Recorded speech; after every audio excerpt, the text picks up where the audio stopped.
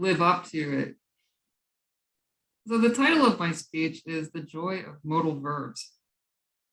And I got this idea from the post-meeting discussion last week when the discussion turned to the topic of politeness. And I realized that modal verbs are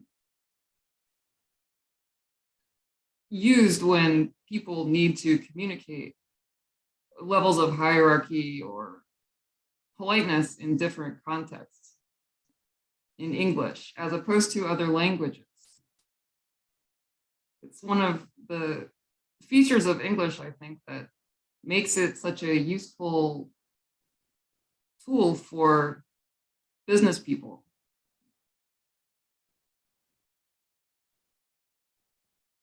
But words, like a lot of things in life, go in and out of fashion.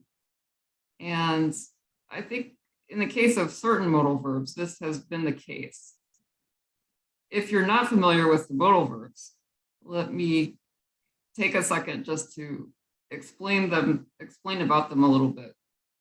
Basically, shall, should, could, can, will, would, may, and might are a few modal verbs.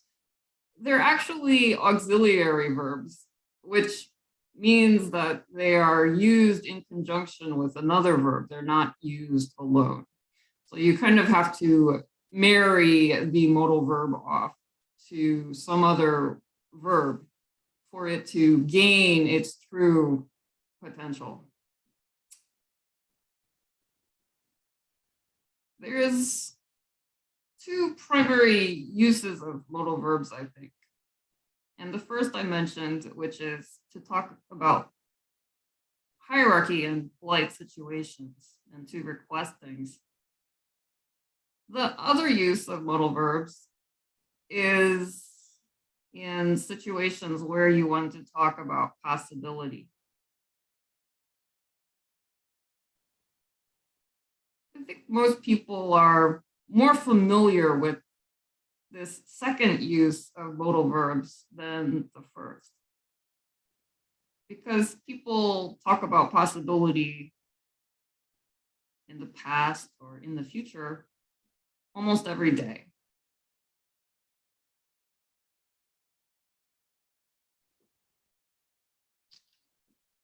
Let me give you some examples of the first use of modal verbs, which was talking about politeness. And let me go back to the topic that I mentioned with auxiliary verbs, which was you have to marry them to something else. And,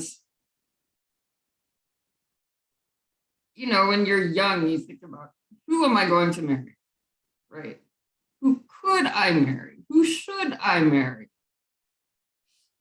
It's a really complicated question, but with modal verbs, you can kind of break down the problem to look at different possibilities.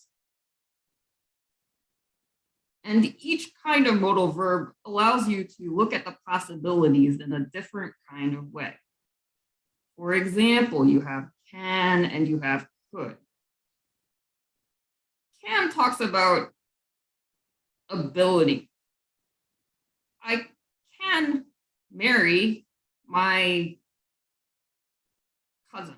No, I can't marry my cousin, actually. I can marry my boyfriend. But then you have the word could, which is kind of a variation of can. And could is like ability, but it's a type of ability. It's a potential ability. I could marry my cousin, but it's not legal in America. I could marry my neighbor, but he's 75, so it might not be the best relationship. And then you have these other modal verbs, shall and should. And this is talking about a different kind of possibility. I shall marry my cousin. That's talking about this is your intent. This is something that you're going to do. It's very similar to will in many ways. But should you marry your cousin? Well, you might, your family, your genetics, it might not have enough variation and you could develop some kind of disease. So it's probably not a good idea.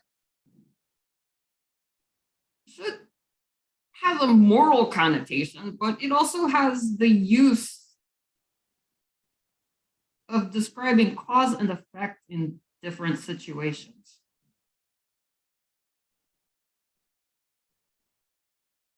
Should you marry your cousin? Well, legally, you shouldn't, because it's within the moral framework of our society. You must not do this. But you can also look at should as more of like a cause and effect kind of thing. Finally, we have, what did I do? Shall, should, can, could, will, and would.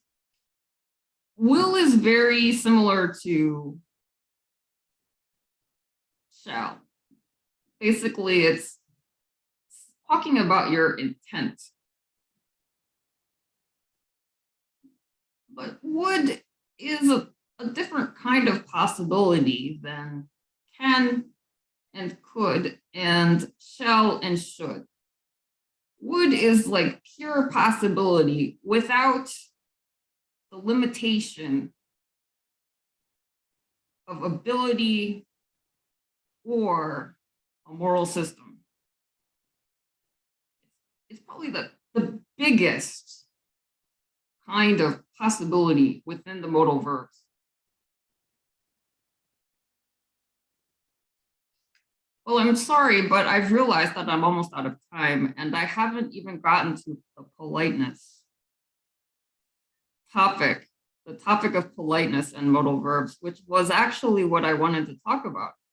And I think I thought I was going to talk about it. And so I have to apologize, but I hope I gave some introduction to the potential uses of modal verbs.